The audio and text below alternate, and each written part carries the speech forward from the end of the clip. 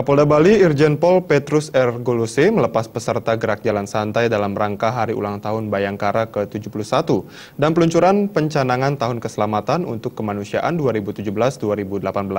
Gerak jalan santai yang juga diikuti Gubernur Bali Made Mangkupastika mengambil start di lapangan Puputan Margarana Renon, Denpasar.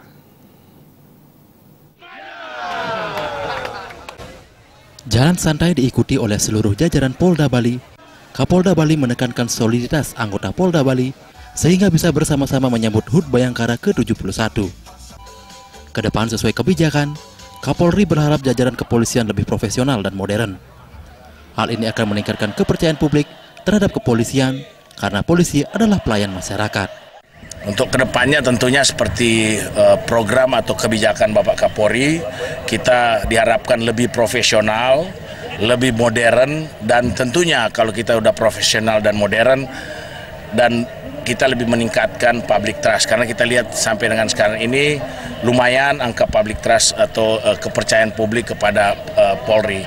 Kita lihat juga bagaimana soliditas daripada anggota, dan ini amat sangat mendukung dalam rangka pelayanan kita kepada masyarakat. Ingat bahwa polisi ini kita pelayan.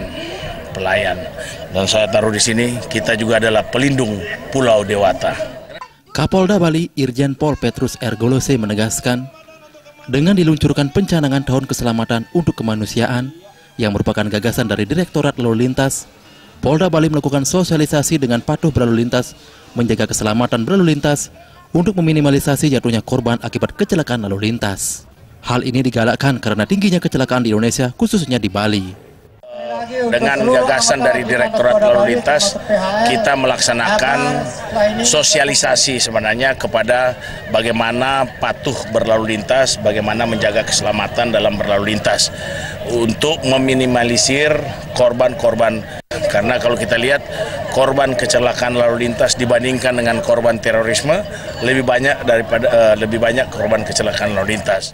Pada kesempatan tersebut, Kapolda Bali Irjen Pol Petrus R. Golose memberikan santunan atau tali kasih kepada korban lalu lintas yang cacat.